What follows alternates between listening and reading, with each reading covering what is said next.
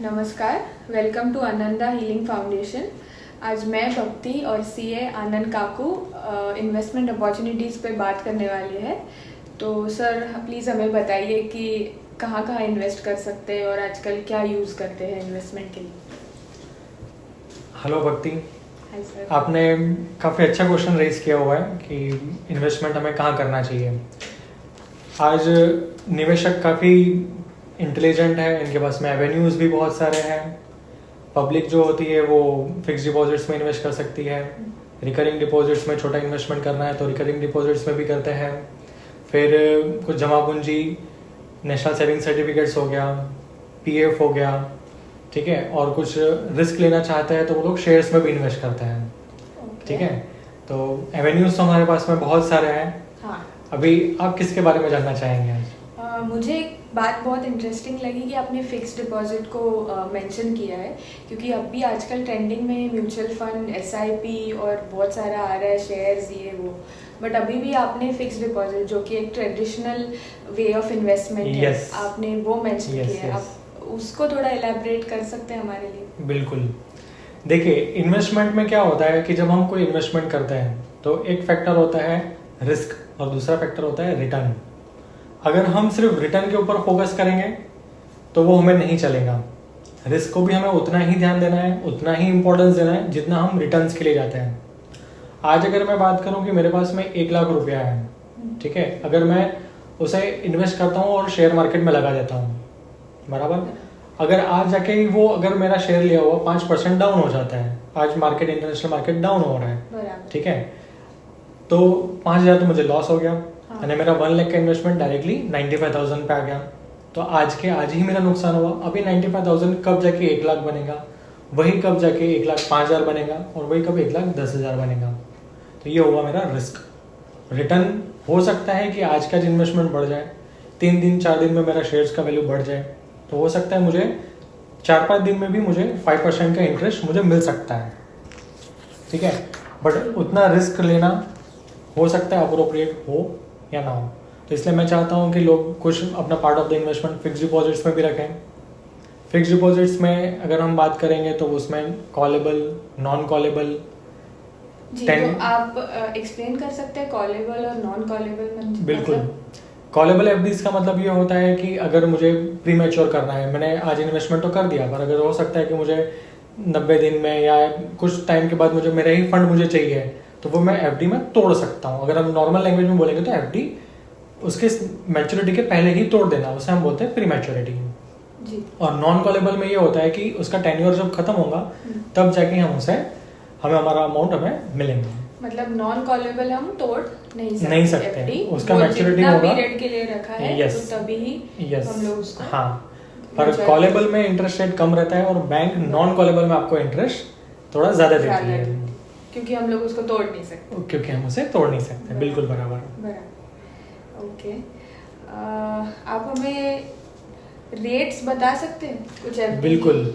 FDs में अभी कैसा होता है कि अगर हम रिटेल इन्वेस्टर्स जो होता है, बैंकिंग के लिए रिटेल इन्वेस्टर मतलब बिलो 3 करोड़, तो उसमें आप रिटेल अभी समझेगा नॉर्मल पब्लिक के लिए पब्लिक नॉर्मल ही है, तो उनके लिए रिटेल बिलो 3 करोड़ मतलब रिटेल ही हो गया, और बैंकिंग का टर्म है रिटेल, तो that's why I am using that. That is for common public, retail मतलब कॉमन। यस, कॉमन के लिए एप्लीकेबल टू ऑल सिटीजन्स, ठीक है। अगर कोई ट्रस्ट है या फिर कोई ऑर्गेनाइजेशन है तो उनके लिए कैटेगरी अलग होती है।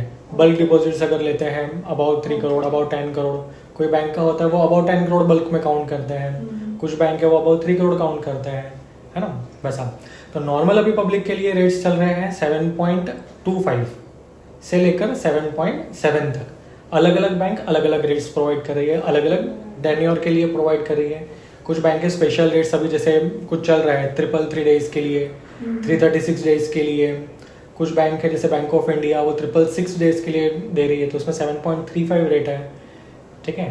ठीक है सर, आप एक बता सकते हैं कि ये एफडी में इन्वेस्टमेंट कौन से एज ग्रुप को करना चाहिए? ये मतलब काफी देखा गया है कि फिक्स डिपॉजिट्स बोला मतलब जो रिटायर पर्सन रहेंगे, या जिनका भी ग्रेचुइटी का फंड आ चुका है, बल्क अमाउंट आया है, वही करेंगे, है ना। तो पर्टिकुलरली मेरा मानना ऐसा है कि जरूरी नहीं है कि सीनियर सिटीजन ही इसमें इन्वेस्टमेंट करें, कि बैंक 1% ज़्यादा दे रहा है तो ये लोग ही इन्वेस्ट करें। आप 30-35 के एज के भी लोग इसमें इन्वेस्टमेंट कर सकते हैं, 40-50 एज वाले भी इसमें इन्वेस्टमेंट कर सकते हैं। और कुछ हमें हमारा फंड का इन्वेस्टमेंट बिल्कुल उसमें फिक्स डिपॉजिट्स में करना चाहिए। आज हम ट्रेंडिंग में देखेंगे तो ऑल ओवर इंटरनेशनल मार्केट में फिक्स डिपॉजिट्स के रेट्स ज़्यादा आ रहे हैं। हमारे इंडिया में भी डिपॉजिट्स के रेट्स काफ़ी हद तक ज़्यादा ही है। अभी एक पीरियड था जब 5%, 4% ये भी रेट हमने देखा हुआ है, और आज रेट है 7.5। ओके, आपने बोला 30-35, तो जो जिसकी नौकरी अभी जस्ट लगी है 21-22 इयर्स ओल्ड, बिल्कुल, तो उन्होंने क्या करना है? तो मैंने तो ये नहीं बोला कि आप 3 करोड़ रुपया लगाइए। आप तो पगार ही 15,000 रुपए है। आप 3 लाख भी लगा सकते हैं, आप 30,000 भी लगा सकते हैं। आप एक काम ये भी कर सकते हैं कि आप आरडी करिए, रिकरिंग डिपॉजिट्स। हाँ। हर महीने का 1,000 रुपए का करिए, ठीक है? आप 1,000 करेंगे, 12 महीने का आपने एफडी किया आपने सॉरी रिकरिंग डिपॉजिट्स किया हुआ है, तो 12 महीने में 12,000 और प्लस उसका जो ब्याज रहेगा वो आपको ऐड होकर मिल जाएगा। तो ये 12,000 फिर बाद में आप कुछ आपको पर्टिकुलर यूज करना है तब उसमें भी कर सकते हैं, या तो आप उसको एफडी भी कर सकते हैं। तो ऐसे छोटा छोटा इन्वेस्टमेंट आप करते रहेंगे तो ये थोड़ा बड़ा अमाउंट भी हो जाएगा। तो जो यंग एज के हैं उनको आरडी आप रेकमेंड कर रहे हैं? शॉर्ट टर्म के इन्वेस्टमेंट के लिए मैं रिकमेंड करूंगा, और थोड़ा रिस्क को ध्यान में रखते हुए भी मैं बोलूंगा, क्योंकि उनको तो लगता ही है कुछ ना कुछ लेना, न्यू फोन लेना है, बाइक लेना है, वो तो हमारी रिक्वायरमेंट है, वो तो होते रहेगा। तो अगर हम कंपेयर शेयर्स के साथ में करेंगे तो वहां पे भी आप कुछ पार्ट ऑफ द इन्वेस्टमेंट करिए, पर कुछ पार्ट आप यहाँ पे भी प्लान करिए। फिर आप ये एफडी कितना टाइम के लिए हम लोग इन्वेस्ट कर सकते हैं? What is the recommended time period? देखिए, हाँ, अभी रिकमेंडेड जो पीरियड होता है वो डिपेंड करता है। आज आप कुछ बैंक देखेंगे वो आपको 7.70 का रेट 120 डेज से लेकर 300 डेज तक भी दे रहा है, ठीक है? तो अगर आज आपको हमारे जनरल पब्लिक साल में या मंथ में बिल्कुल, अगर मैं वैसा बताऊं तो कम से कम आपने 1 साल के लिए करना चाहिए। और अगर आप ज़्यादा कर सकते तो 13 महीना, 14 महीना, 15 महीना उतना अपने इन्वेस्टमेंट करना चाहिए, क्योंकि आपको रिटर्न उसमें ज़्यादा मिलेगा।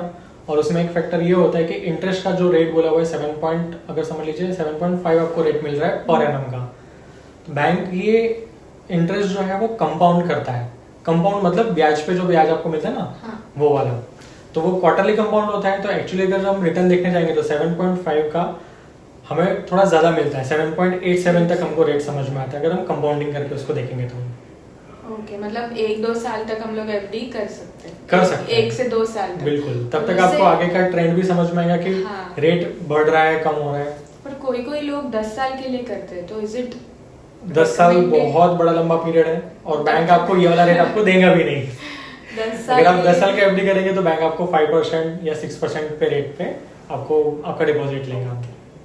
ओके, और कुछ आपको अगर क्वेरी है तो आप हमें पूछ सकते हैं। नहीं सर, ऑल गुड। और कुछ क्वेश्चंस रहेंगे तो हमारे जो ऑडियंस है वो कमेंट्स में हमें बता देंगे, फिर उसके ऊपर एक वीडियो बनेगी। तब तक के लिए thank you very much. Thank you sir.